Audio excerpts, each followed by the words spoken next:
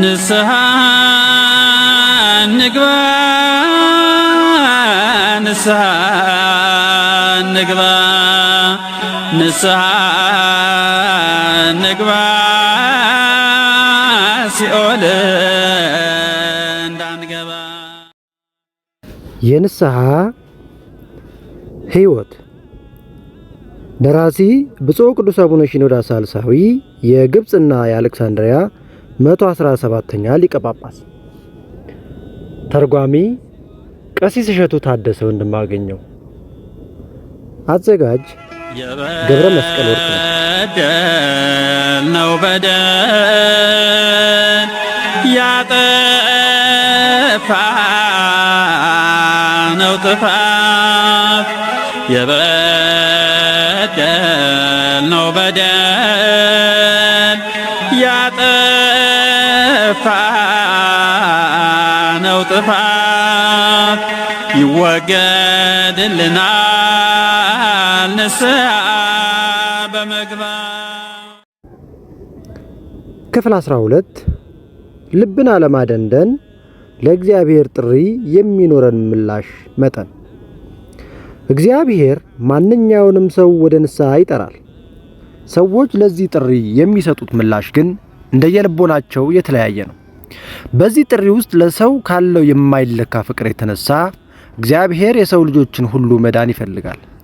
በአንደኛ ጢሞቴዎስ መልእክት ምዕራፍ 2 ቁጥር 4 ላይ ሐዋርያው ቅዱስ ጳውሎስ እንደተናገረው ስለዚህም ከቀድሞ ዘመን ጀምሮ ወደ ጥፋት በሚወስደው ኃጢአት የጸኑትን የሰው ልጆች ወደ ቅድስና ለመመለስ ነቢያትን፣ ሐዋርያትን፣ ሊቃውንትንና መምህራንን ሁሉ ላከ።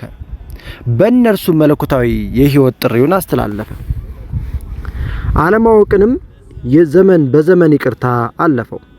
በመጽሐፍም እንግዲህ እግዚአብሔር ያለማወቅን ወራት አሳልፎ አሁን በየቦታቸው ንስሐ ይገቡ ዘንድ ሰውን ሁሉ ያዛል ሲል እንደተናገረው የሐዋርያት ሥራ ምዕራፍ 17 ቁጥር 30። በመምህራኑ አንደበት የእግዚአብሔርን የጥሪ ድምፅ እንድንሰማ እነርሱንም ሰጠን። ዋናው ነገር ይህንን የጥሪ ጩኸት የሚሰማ የሚያደምጥስ ማን ነው? ማንስ ይቀበለዋል? ጥሪውንስ ለመስማትስ ምን ዝግጅት አለ? የሚሉትን ጥያቄዎች መመለስ ነው። የሰው ልቡና የእርጥብ ልምጭና የደረቅ እንጨት ያህል የተለያየ ነው። ልምጩን ቢያጠፉት ይታጠፋል፣ ወይም ቢያቀኑትም ይቃናል፣ ቢጠቀልሉትም ቢዘረጉትም ይታዘዛል። ደረቅ እንጨት ግን እሺ አይልም። ደረቅ ከመሆን የተነሳ ቢጫኑት እንኳን ይሰበራል። ይህንን የመሰለው ደንዳና ልብ እግዚአብሔር ወደ ቅድስና ቢጠራውም በእጄ ብሎ በንስሐ አይመለስም። ሰውነቱም ለበሽታው ከሚሰጠው መድኃኒት ጋር የተለማመደ ሰውም እንዲሁ ነው። ከበሽታው ሳይድን እንደተሰቃየ ይሞታል። ሕይወቱ ኃጢአትን የተለማመደችው ሰው ልቡናው በእግዚአብሔር ቃል ተሰብሮ ወደ ንስሐ አይመለስም። በጀመረው ኃጢአት ተገዝግዞ ይሞታል እንጂ። በመጽሐፈ ምሳሌ ሰነፍን ብትወቅሰው ስንፍናውን ከእርሱ አያርቅም እንደተባለው ምሳሌ ምዕራፍ 27 ቁጥር 22 ላይ። እንግዲህ እንዲህ አይነቱ ሰው እግዚአብሔር ሊያድነው ቢፈልግ እንኳን እርሱ ደግሞ ለመዳን አይፈልግም። ኃያሉ አምላክ እግዚአብሔር ምናምንቴዎችን ፈለገ፣ እነርሱም እምቢ አሉ። እርሱ ደካሞችን ጠራ፣ ጆሮዎቻቸውንም ደፈኑ። በራሳቸውም ወይም በራቸውንም አንኳኳ፣ አጠንክረውም ዘጉት። የተወደደ የሕይወት ቃሉ ግን ሰውን ከተደበቀበት ስፍራ እንኳን ይጣራል ተብሎ በመኃልየ መኃልይ ዘሰሎሞን ምዕራፍ 2 ቁጥር 8 እንደተነገረው። እንዲህ የሆኑበት ምክንያት ስለ ሰው ልቡና ጭካኔና መደንደን ነው። ልባቸውን ላደነደኑት አይሁድ ጌታችን ኢየሱስ ክርስቶስ ዘማውያንና ቀራጮች ከእናንተ ቀድመው ወደ እግዚአብሔር መንግሥት ይገባሉ ብሏቸዋልና በማቴዎስ ወንጌል ምዕራፍ 21 ቁጥር 31 ላይ። ከነዚህ በተቃራኒ ደግሞ በልቦናቸው ገርና ወዲያው ተነሳሂ የሆኑ ሰዎችም አሉ። ሳምራዊቷ ሴት በአንድ ጊዜ ንግግር አምናለች። በዮሐንስ ወንጌል ምዕራፍ 4 ላይ ያለችዋ ማለት ነው። በኦሪዮ ሚስት ላይ የኃጢአት የሰራውና ዳዊት ናታንን በደሉን በነገረው ጊዜ ወዲያው ንስሐ በገባ በቀንና በሌሊት አነባ ይለናል መዝሙር 6 ላይ። ከዚህ በመነሳት ነው እንግዲህ አበው ለጻድቅስ አንዲት ቃል ትበቃዋለች የሚሉት። ሳውል የተለወጠው በአንዲት የጌታችን በተናገራት ሐረግ ነው። አመነ ለሞትም እንኳን ታመነ። በአንደኛ ጴጥሮስ ምዕራፍ 1 ቁጥር 13 እንዲሁም የሐዋርያት ሥራ ምዕራፍ 9 ቁጥር 10 እስከ 19 ያለው ማለት ነው። ቅዱስ ጴጥሮስም የዶሮውን ጩኸት ሲሰማ አምርሮ አለቀሰ። ንስሐም ገባ። መልካምን ልብ ተነሳይ ማድረግ ከባድ አይደለምና። ጌታችን ኢየሱስ ክርስቶስ በዛፍ ላይ ወደ ነበረው ዘኬዎስ ተመለከተና ቀራጩ ዘኬዎስንም አነጋገረው። እርሱም አልዘገየም፣ ወዲያውም በሕዝቡ ፊት ንስሐ ገባ። በሉቃስ ወንጌል ምዕራፍ 19 ቁጥር 5 ላይ እንደምናገኘው። ከዛ በፊት ጌታችን ጸሐፍትን፣ ፈሪሳውያንን፣ የአይሁድ ካህናትን አነጋግሯቸዋል። አንዳቸውም ለንስሐ የተዘጋጀ ልቦና አልነበራቸውም። የዘኬዎስ ልብ ግን እንደነርሱ ደንዳና አልነበረም። ቀራጩ ሌዊ በኋላ ስሙ ማቴዎስ የተባለው ሕይወቱን ለመለወጥ ያስፈለገው ተከተለኝ የሚለው አንድ የጌታ ጥሪ ድምፅ ብቻ ነበር። እናም ሁሉን ነገር ትቶ ከተቀመጠበት የመቅረጫ ወንበር ተነስቶ ጌታውን ተከተለ። የማቴዎስ ወንጌል ምዕራፍ 9 ቁጥር 9። ጴጥሮስና እንድሪያስም ጌታ ከእንግዲህ ወዲያ ነፍሳትን የምታጠምዱ አደርጋችኋለሁና ተከተሉኝ ባላቸው ጊዜ ማጥመጃ መረባቸውን ከባህር ዳር ትተው ተከተሉት። በማርቆስ ወንጌል ምዕራፍ 1 ቁጥር 17 እንዳለው ቅንና ንቁ ልቡና የእግዚአብሔርን የጥሪ ድምፅ እስኪሰማም አይዘገይም። ለማንኛውም የተቀደሰ መለኮታዊ ምልክት ወዲያው ምላሽ ይሰጣል። ዘወትር እግዚአብሔር ለሚደሰትበት ሥራ የተዘጋጀና የተከፈተ ነውና። ቅን ልብ ስህተቱን ለማመንና ኃጢአትን ለመናዘዝ አይቸገርም። ክፉ ልብ ግን አመፀኛ ነው። ዳዊት ከቀርሜሎሱ ሰው ከናባል ጋር በመብል የተነሳ ሊዋጋ በተዘጋጀ ጊዜ የናባል ሚስት አቢግያ ስትወቅሰው ወዲያው ተጸጸተ፣ ከተሳሳተ መንገዱም ተመለሰ። እንዲህም አላት፣ ዛሬ እኔን ለመምከር አንቺን የሰደደ የእስራኤል አምላክ እግዚአብሔር ይመስገን። ወደ ደም እንዳልሄድ በእጄም በቀል እንዳላደርግ ዛሬ የከለከለኝ አእምሮሽ የተመሰገነ ይሁን፣ አንቺም የተመሰገንሽ ሁኚ ብሎ በአንደኛ ሳሙኤል ምዕራፍ 25 ቁጥር 33 ላይ ተናግሯል። ቅን ልብ ተግሳጽን ይቀበላል። ክፉ ልብ ግን ምክርንና ተግሳጽን አይቀበልም። ሐሳቡንም ስለ መልካም ነገር አይለወጥም። ትዕቢተኛ ነው። እግዚአብሔር ደግሞ ትዕቢተኞችን ይቃወማል፣ ለትሑታን ግን ጸጋን ይሰጣል። በያዕቆብ መልእክት ምዕራፍ 4 ቁጥር 6 ላይ እንዳለው ልበ ደንዳኖች ራሳቸውን ያጠፋሉ፣ ሕዝብን ያጠፋሉ፣ እግዚአብሔርንም ያጣሉ። ጨካኝ ልብ ንስሐን ያዘገያል ሲባል ምን ማለት ነው? ጨካኝ ልቡና ወደ ንስሐ የሚደረገውን ጉዞ ያዘገየዋል። ለዚህ ዋነኛው ምሳሌ የሚሆነን ፈርዖን ነው። እግዚአብሔር ያመጣቸውን መቅሰፍቶች ሁሉ ልቦናውን ሊሰብሩት አልቻሉም። እግዚአብሔርን አምኛለሁ ብሎ የእግዚአብሔርን ምሕረት ካገኘ በኋላ ዳግመኛ ልቡና ከቀደመው የበለጠ ያስጨክን ነበር። እስኪጠፋ ድረስ ልቡናው ደንዳና ነበር። በመጽሐፍ ፈርዖንም ጸጥታ እንደሆነ ባየ ጊዜ ልቡን አደነደነ፣ እግዚአብሔርም እንደተናገረው አልሰማቸውም ተብሎ በኦሪት ዘጸአት ምዕራፍ 8 ቁጥር 15 እንደተባለው እግዚአብሔር ፈርዖንን በእነዚህ መቅሰፍቶች ሁሉ ወደ ንስሐ ጠራው። እርሱ ግን ስለ ልቡናው ጥንካሬና ስለ ጭካኔው ጠፋ፣ አልዳነም። በሁለተኛ ደረጃ ምሳሌ የምናደርገው በምድረ በዳ ሳሉ እግዚአብሔር ያደረገላቸውን ድንቅ ታምራት ዘንግተው ልቡናቸውን ወደ እርሱ ከመመለስ ያደነደኑትን እስራኤላውያንን ነው። ከዚህም የተነሳ እግዚአብሔር ብዙ ጊዜ ልበ ደንዳና ይላቸው ነበር። ኦሪት ዘጸአት ምዕራፍ 32 ቁጥር 9 እንዲሁም ምዕራፍ 33 ከቁጥር 3 እስከ 5 እንዲሁም ምዕራፍ 34 ከቁጥር 9 ጀምሮ እንዲሁም ኦሪት ዘዳግም ምዕራፍ 9 ቁጥር 6 ላይ በሕዝቅኤልም ፊት እነርሱ ፊታቸውን የተጨማተረ ልባቸውም የደነደነ ልጆች ናቸው ብሏቸዋል። ትንቢተ ሕዝቅኤል ምዕራፍ 2 ቁጥር 4 ላይ በሌላም ስፍራ ምግባረ ጠንካራና ልበ ደንዳና ናቸው ብሏቸዋል። ትንቢተ ሕዝቅኤል ምዕራፍ 3 ቁጥር 7 ከልባቸው መደንደንና ከጭካኔያቸው የተነሳ ወደ ፈጣሪያቸው ወደ እግዚአብሔር አልተመለሱም። ምንም እንኳን እግዚአብሔር በቸርነቱ መልካም ቢያደርግላቸውም እነርሱ ግን ንስሐ ለመግባት አልወደደም። እግዚአብሔርም ቀኑን ሙሉ ወደማይታዘዝና ወደሚቃወመው ሕዝብ እጄን ዘረጋሁ ይላል ሮሜ መልእክት ምዕራፍ 10 ቁጥር 21 ላይ። እነዚህ እስራኤል ግን ወደ እነርሱ የተመለሰውን የእግዚአብሔርን ይቅርታ አይተው እጃቸውን ወደ እግዚአብሔር ዘርግተው ለመቅረብና ምሕረትን ከእርሱ ለመጠየቅ እምቢ ስላሉ ከፈጣሪያቸው ተለዩ፣ ምድረ ርስትንም አልወረሱም። እነርሱም ልጆቻቸውን በምድረ በዳ ሞተው ቀሩ። ስለ እነርሱ ሙሴ ባይጸልይ ኖሮ እግዚአብሔር ጨርሶ ሊያጠፋቸው ነበር። ኦሪት ዘኍልቍ ምዕራፍ 32 ላይ እንደምናገኘው ነቢያት፣ ስብከትና ትንቢት፣ የእግዚአብሔር ድንቅ ታምራት ሁሉ በጭንቻ ላይ እንደወደቀ ዘር ሆነባቸው፣ ልባቸውን ከጭንቻ የበለጠ አጠንክረዋልና። ክፉ ልብ የእግዚአብሔርን ቃል ሰምቶ አይጠቀምበትም። ወደ ቤተ እግዚአብሔር ይሄዳል፣ ግን አይለወጥም። ንስሐ ሊገባ ሥጋ ወደሙንና ሊቀበል የእግዚአብሔርን ታምራት ሊያይ ትምህርቱን ሊሰማ ይችላል፣ ግን ክርስትናን አይኖረውም ማለት ያየውን የሰማውን የተማረውን በሥራ አይተረጉመውም። ክፉ ልብ የማይሰበር አለት፣ የማይቀልጥ ብረት፣ ቃለ እግዚአብሔርም የማይገባው የማይገነባ ነው። ቅዱስ መጽሐፍ ግን እርሱን ብትሰሙት ልባችሁ እልከኛ አታድርጉት በማለት ነው የሚመክረው በዕብራውያን መልእክት ምዕራፍ 3 ቁጥር 7። እንግዲህ የሚጠቀመው በተለያየ መልክና ሁኔታ ወደኛ የሚመጣውን የእግዚአብሔርን ጥሪ በንቁ እዝነ ልቦና ማድመጥና በተከፈተ ትሕትና የዋህ ልብ መቀበል ነው። በዚህ አይነት ዛሬ ልባችንን ቢጨክን እንኳን ዳግመኛ ልባችን አይጨክንም። በመሐሌ የተጠቀሰችው ሴት እንኳን አስቀድማ በሯን ዘግታ የነበረ በኋላ ግን ልቡናዋ ተለውጧል። መኃልየ ዘሰሎሞን ምዕራፍ 5 ቁጥር 4 እስከ 8። ስለዚህ ልቦናችንን ቅንና የዋህ እንዲሆን አስቀድመን ከራሳችን ጋር ልንዋጋ ይገባል። ልቦናችን ቅንና የዋህ ቢሆን መልካሙ ነገር መንፈሳዊው ነገር ሁሉ ያሸንፈናል። እናም ወደ ንስሐና ወደ ፍቅረ እግዚአብሔር ያደርሰናል። ቅን ልቡና ያለው ሰው በመንፈሳዊ ነገር ሁሉ ይመሰጣል። በቅዳሴ፣ በመዝሙር፣ በመንፈሳዊ በዓላት፣ በቅዱሳት መጻሕፍት ሁሉ ይመሰጣል። ስለተለየው መንፈሳዊ ወዳጁ በተመስጦ ያነባል ያስባልም። ኃጢአትን ቢሰራ እንኳን ቅዱሱን በመንፈስ ያዩኛል ወይም ቅዱሳን መላእክት ይጎበኙኛል ብሎ ስለሚያስብ ከኃጢአት ይመለሳል። በዓይነ ሕሊናው ስነ ስቅለቱን እየተመለከተ ያዝናል፣ ይተክዛል። በመስቀሉ ስር ስታለቅስ የነበረችውን ድንግል ማርያምን ያስታውሳል። እርሱም ደግሞ ስለ ኃጢአቱ ያለቅሳል። የቅዱሳንን ገድልና ትሩፋት እያሰበ የራሱን ሕይወት ይመረምራል። የየዋህ ክርስቲያኖችን ዓይኖችና ውሃ የሞላው ሰፍነግ ስፖንጅ አንድ ናቸው። ውሃ የመጠጠ ሰፍነግ ቢነኩት የመጠጠውን ውሃ ወዲያው ይለቀዋል። ቅንና የዋህ ልቡና ያለው ሰውም ስለ ኃጢአቱ ባሰበ ጊዜ እንባውን መቋጠር አይቻለውም።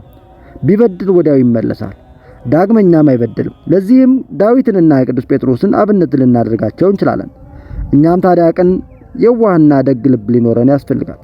የጨካኝ ልብ መጨረሻው አደገኛና ጎጂ መሆኑን ማወቅ ይገባል። የጭካኔ ውጤቱም መንፈሰ ደካማነት፣ በኃጢአት መውደቅ፣ ፍሬ አልባነት፣ ደረቅ ሕይወት፣ ፍጻሜው እሳት ነው። ስለዚህም በመንፈሳዊ ሕይወታችን ልባችን ጨካኝ ቢሆን እንኳ ይህ ተፈጥሮዬ ነው፣ ምን ማድረግ እችላለሁ ማለትን ከኛ በማራቅ ክፉ ባህሪያችንን በንስሐና በመንፈስ ቅዱስ ኃይል እግዚአብሔር እንዲለውጥልንና እርሱን በእንባ መማጸን በጣም አስፈላጊ ነው። እግዚአብሔር ክፉ ባህሪያችንንና ጨካኝ ልቡናችንን ሊለውጥልን ይችላል። እኛም ደግሞ በአርአያ እግዚአብሔር የተፈጠርን መሆናችንን መዘንጋት የለብንም። ኦሪት ዘፍጥረት ምዕራፍ 1 ቁጥር 26 ላይ እንደተጠቀሰው በእግዚአብሔር ኃይል ብዙ ጨካኝ ልብ የነበራቸው ሰዎች ወደ ርኅራኄ ተለውጠዋል። እነ ሙሴ ጸሊምን ከነፍሰ ገዳይነት ወደ ሩህሩህ መነኩሴነት የለወጠ እግዚአብሔር የእኛንም ደንዳና ልቡና መለወጥ የሚቻለው መሆኑን ማመን ያስፈልጋል። ከዚህ በመቀጠል ለልብ ክፋትና ጭካኔ ምክንያቱን የሚታረምበትን መንገድ እንመረምራለን። የልብ ጭካኔ ምክንያቶችና መፍትሄዎቻቸው ምንድናቸው ብለን ስንመለከት ልቡናን በማስጨከን የተለመዱት አበይት ምክንያቶች ከዚህ በታች የተዘረዘሩት ናቸው። አንደኛ ኃጢአትን መለማመድ ነው። ኃጢአት ልብን ጨካኝና ደንዳና ያደርገዋል። ደጋግሞ ኃጢአትን መስራት ደግሞ የበለጠ ያደነድነዋል። ሰው በኃጢአቱ ውስጥ በቆየ ቁጥር እግዚአብሔርን ይረሳል። ትእዛዛቱንም ክርስቶስ ለእርሱ ብሎ መሞቱንም የተደረገለትን ቸርነትና የተከፈለለትን ካሳም ሁሉ ይዘነጋል። የሕሊናውን ወቀሳና የመንፈስ ቅዱስንም የጥሪ ድምፅ እንዳይሰማ እዝነ ልቡናውን ደንቆሮ ይሆናል። ንስሐ መግባትንና ኃጢአትን መተውን ግን የልብን ክፋትና ጭካኔ ያስወግዳል። ሁለተኛ ኃጢአት ለመስራት መደሰት ነው። በኃጢአት ለሚደሰት ሰው የእግዚአብሔርን ፍቅሩንና ትእዛዛቱን መዘንጋት ቀላል ነው። ልቡናውም የደነደነ ይሆናል። ኃጢአት ሰው አእምሮውንና ሕሊናውን እንዲያጣ ከአእምሮውና ከሕሊናው ቁጥጥር ውጪ እንዲሆን ያደርገዋል። ሔዋን የበለስን ፍሬ ተመልክታ በጎመጀችበት ጊዜ የእግዚአብሔርን ትእዛዝ ረሳች። ያንን ብቻ አይደለም፣ የሞት ፍርድንም የቅድስና ሕይወትንም እና ፍቅረ እግዚአብሔርንም ረሳች። እንዲሁም ሁሉ ሶምሶን ከደሊላ ጋር በነበረው ጊዜ ማስተዋሉን አጣ። ልቡናውም ከእግዚአብሔር ጋር አልነበረም። ለኃጢአት የነበረው ፍቅር ሁሉንም ነገር መንፈሳዊ የሆነውንም ነገር እንዲረሳ አደረገው። በእርሱ የነበረው መንፈስ ቅዱስም ተወው፣ ለጠላቶቹም አሳልፎ ሰጠው። በዚህ ጊዜ ልቡናው ለመልካም ነገር የማይታዘዝ ደንዳና ጨካኝም ሆነ። ለኃጢአትም በመገዛቱ ክብሩን አጣ። መጽሐፈ መሳፍንት ምዕራፍ 17 ላይ እንደምናገኘው ታሪኩ በወንጌል የተጻፈው ሀብታም ሰውም ኃጢአትን በመውደዱ የእግዚአብሔርን ትእዛዝ መፈጸም የሚገባው መሆኑን ዘነጋ። በእርሱም የነበረው የገንዘብ ፍቅር ልቡናውን ስላደነደነው የጌታን ትእዛዝ በሰማ ጊዜ በሐዘን ወጥቶ ሄደ። የፈለገውንም የዘላለም ሕይወት ለማግኘት አልቻለም። በማቴዎስ ወንጌል ምዕራፍ 19 ቁጥር 22 ላይ እንደተጠቀሰው ደንዳና እንዲሁም ጨካኝ የነበረው የፈርዖን ልቡና በእስራኤል ስቃይ ለመደሰት የሚሻ ስለነበረ እነርሱን ነፃ ለመስደድ ፈቃደኛ አልነበረም። ከኃጢአት የተነሳ የደነደነ ልብ ፈጥሮ ንስሐ ለመግባት ፈቃደኛ አይሆንም። በንስሐ የሚገኘውን የተቀደሰ ጸጋ ያዘገያል።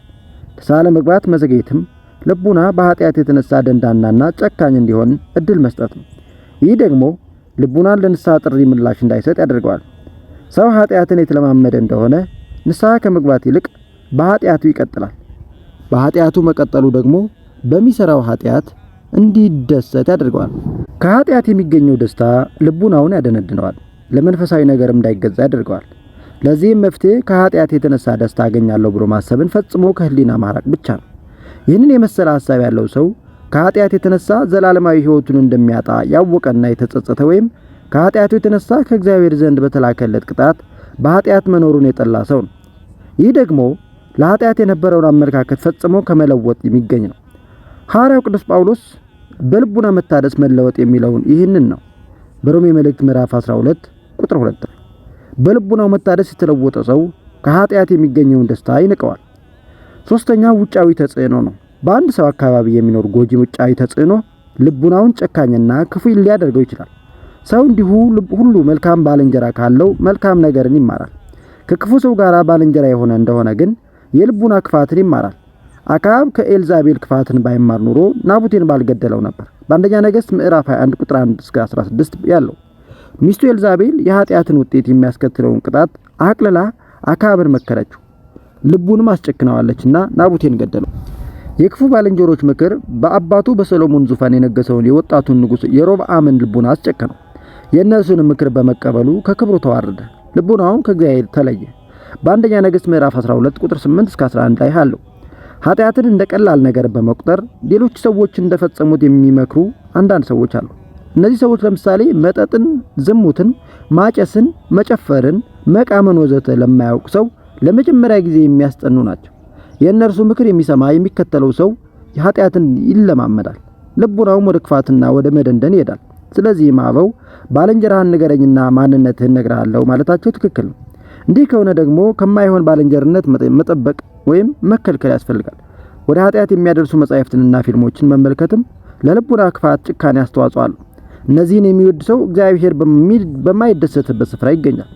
እነዚህን መጻሕፍትና ፊልሞችን በማንበብና በማየት የሚገኘው ዕውቀት መንፈሳዊ አመለካከቱን ይቀንሰዋል።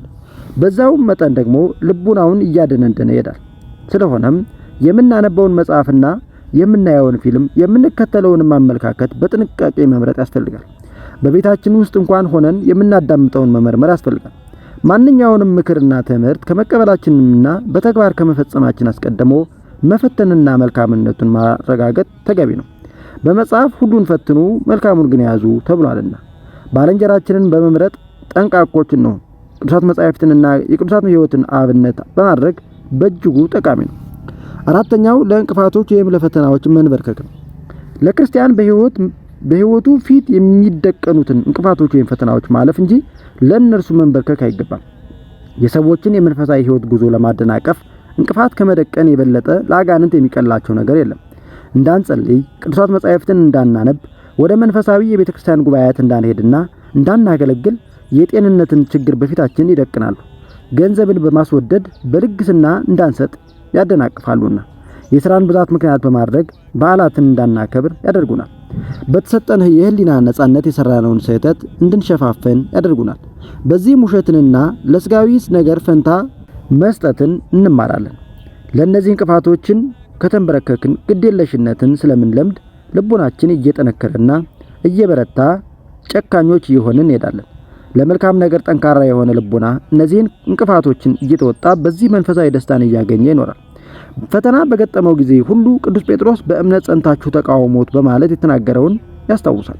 በአንደኛ ጴጥሮስ ምዕራፍ 5 ቁጥር 9። አምስተኛ የእግዚአብሔር ቸርነት ወይም ደግነት አለማስተዋል ነው። የእግዚአብሔርን ቸርነትና ደግነት አለማስተዋል ወደ ልቡና ክፋትና ጭካኔ ይመራል። ሰው በሰራው ኃጢአት እግዚአብሔር ያልቀጣው እንደሆነ ያልተቀጣው ከእግዚአብሔር ቸርነት የተነሳ መሆኑን በመዘንጋት ሕጉን መተላለፍና እግዚአብሔርንም መዳፈር ይጀምራል። ልቡናውን በዚሁ መጠን ይደነድናል፣ ይጨክናል። የሰራውን ኃጢአት አውቆ እግዚአብሔርን ስለመበደሉ ራሱን የሚኮንን ቅን ልቡና ያለው ሰው ደግሞ አይታጣም። የእግዚአብሔርን ቸርነት ባለማስተዋል በኃጢአት ላይ ኃጢአትን መጨመር ልቡናውን ስለሚያደነድን ሰው ቅዱስ ጳውሎስ ወይስ እግዚአብሔር ቸርነት ወደ ንስሐ እንደሚመራህ ሳታውቅ የቸርነቱንና የመቻሉን የትዕግስቱን ባለጠግነት ትንቃለህን በማለት ተናግሯል። በሮሜ መልእክት ምዕራፍ 2 ቁጥር 4 ላይ አንዳንድ ጊዜ ስለ ፈሪሃ እግዚአብሔር ማውሳትና ስለ ሕገ እግዚአብሔርም መናገር ጠቃሚ ነው። ምክንያቱም ክፉ ልብን ሊለውጥ ይችላልና ነው። የሚያፈቅር ሰው ስለ ፍቅረ እግዚአብሔር ቢነግሩት ይጠቀማል። ለጨካኙ ሰው ደግሞ ስለ ፈሪሃ እግዚአብሔር ቢነግሩት ሊጠቀም ይችላል። ቅዱስ ጳውሎስ ፍራ እንጂ የትዕቢትን ነገር አታስብ በማለት መክሯልና በሮሜ መልእክት ምዕራፍ 11 ቁጥር 20 ላይ እንዲሁም ደግሞ በፈሪሃ እግዚአብሔር ቅድስናን ፍጹም እናደርጋት ብሏል በሁለተኛ ቆሮንቶስ መልእክት ምዕራፍ 7 ቁጥር 1 ላይ። ስድስተኛው ኩራት ነው። ኩራት ልቡናን ጨካኝ ያደርጋል። ኩራተኛ ሰው የሚያስበው ስለ ራሱና ስለ ክብሩ ብቻ ነው። በፊቱም እግዚአብሔርንና ሰዎችን አይመለከትም። የሚፈልገውን ነገር ለማግኘት ሲል ከማድረግ የሚቆጠበው ነገር የለም። ሁሉን ያደርጋል። ስለዚህም ጨካኝ ልብ ይኖረዋል። ትሑት ሰው ደግሞ በእግዚአብሔር ፊት ልቡናው የተሰበረ ነው። ሰው በእግዚአብሔር ፊት ራሱን ካዋረደ ወደ ንስሐ መሄዱ አይቀርም። የልቡናው ክፋትም በእርሱ ዘንድ ይወገዳል፣ ጸጋ እግዚአብሔርንም ያገኛል። ሰባተኛ መንፈሳዊ ጸጋን ማጣት ነው። መንፈሳዊውን ምስጢራትን በግዴለሽነት የሚፈጽም ሰው ክብራቸውን ይቀንሳል። የሚፈጽማቸው ምስጢራት እንኳን አይለወጡትም። ከእነርሱ ከሚገኘው በረከትም አይሳተፍም። መንፈሳዊ ጸጋውን አጥቷልና። ከዚህ የተነሳ ልቡናው እየደነደነ ይሄዳል። መጀመሪያ ወደ ቤተክርስቲያን ሲገባ ትሑትና እግዚአብሔርን የሚፈራ ነበር።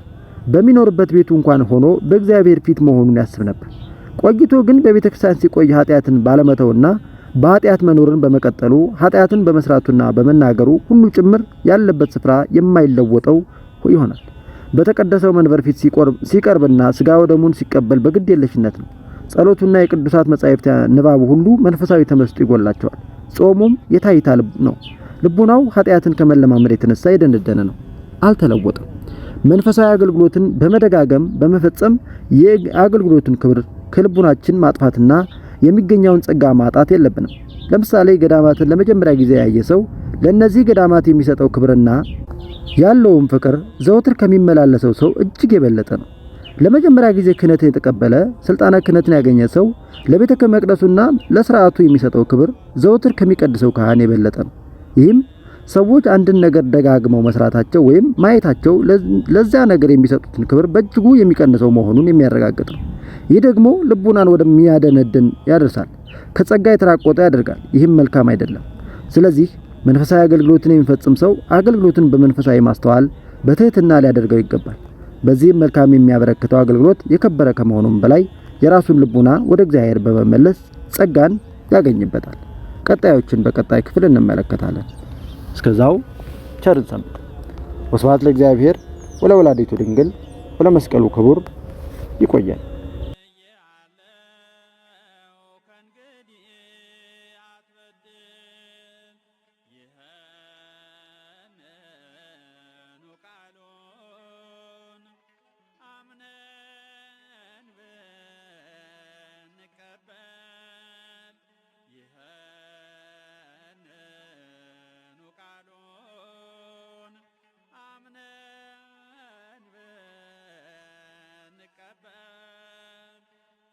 ይሰጠናልና ሰማያዊ አክሊል ንስሐ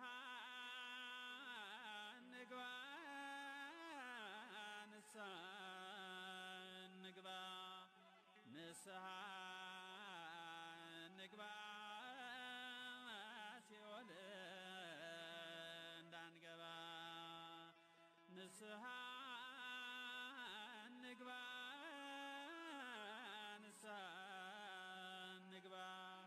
ንስሐ